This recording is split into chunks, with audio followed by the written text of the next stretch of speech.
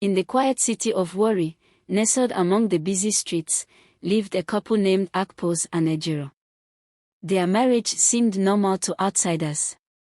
Akpos was a quiet, hardworking man, while Ejiro was lively and full of dreams, hoping to turn their house into a warm and loving home. However, there was something unusual about their relationship. Akpos was deeply attached to his mother, Mama Akpos, in a way that often left Ejiro feeling like she was on the outside looking in. One bright Saturday morning, Ejiro sat in the living room, flipping through a catalogue of home decorations. She was excited about freshening up the house. Holding up a swatch of white paint, she called out, "Akpos, come and see this. I think we should repaint the living room. This color will make it feel so clean and inviting." Akpos came over, looked at the swatch, and nodded slowly. White, you say? It looks nice." Ejiro smiled, hopeful. "Great. We can start painting this weekend." Just as she felt a spark of excitement, Akpos scratched his head, hesitating. "Let me talk to Mama first." Ejiro's smile disappeared. "Akpos, it's just paint. We can make this decision together." Akpos shrugged as if it wasn't a big deal. "I know, but Mama has a good eye for these things." Frustration bubbled up in Ejiro. "Akpos, this is our house. Shouldn't we decide how it looks?" But Akpos, seemingly oblivious to her growing frustration, pulled out his phone and dialed his mother.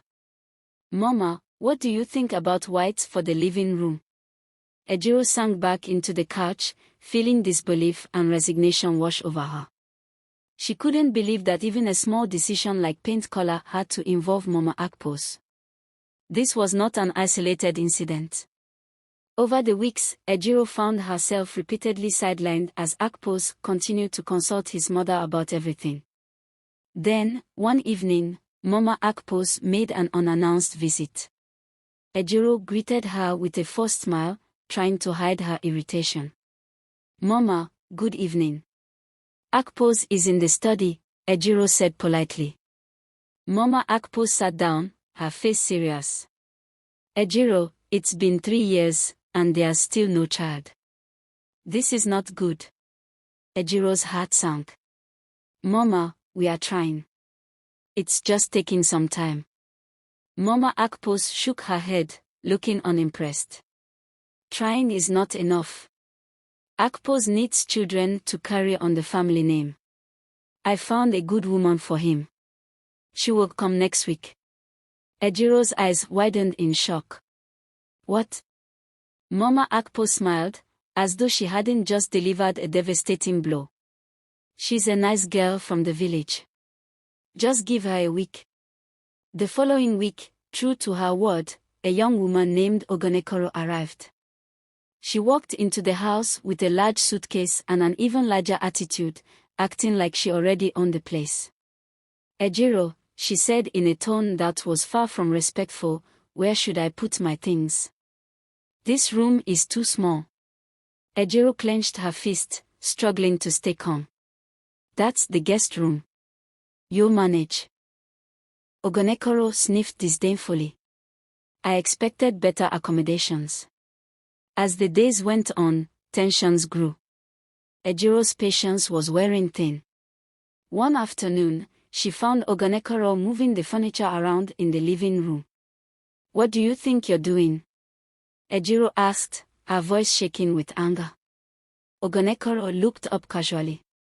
"Mama Akpos said I could redecorate. This place lacks taste." Ejiro's fury boiled over. "Get out. Now." The argument escalated, their voices ringing through the house. Just then, Akpos rushed in, looking wide-eyed and overwhelmed. "Stop it. Both of you," he pleaded. "This isn't working." By the end of the week, Akpos had had enough. He called his mother. "Mama, I'm taking Ogonekoro back to the village. She's too much." Mama Akpos argued, but Akpos stood his ground. However, Mama Akpos was not one to give up easily. The following week, she arrived with another woman, Omotejowo. Omotejowo was determined to make a good impression. One day, she decided to cook a traditional meal. But soon, the kitchen was filled with smoke. Ejiro rushed in, coughing. "What happened?" she asked, trying to see through the haze. Omotejowo looked panicked. "The gas is different here. I was trying to make bonga soup." Ejiro rolled her eyes in exasperation. "You almost set the house on fire." Akpos walked in, his face a mix of shock and exhaustion. "Omotejowo, you're leaving tomorrow." "But Mama said," Omotejowo started to argue. Akpos cut her off firmly. "I don't care. I'm done." Yet Mama Akpos did not give up. She brought 2 more women. The third, Alero, constantly argued with Ejiro over chores, while the fourth, Okimute, was caught trying to sneak money from Akpos's account. With each new arrival, Akpos grew more tired and distant. Then came the 5th woman, Efetebo. She was beautiful, charming, and knew exactly how to win Akpos's heart. Mama Akpos's persistence seemed to finally pay off. Efetebo's presence changed everything. Akpos became cold towards Ejiro, often comparing her to Efetebo. The final blow came one evening when an argument between Akpos and Ejiro escalated. Blinded by Efetebo's influence, Akpos struck Ejiro in a fit of anger.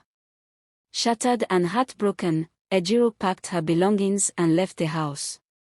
As she walked away, tears streaming down her face, she realized that the home she had dreamed of, a sanctuary of love, could never exist under Mama Akposa's control and Akposa's weakness.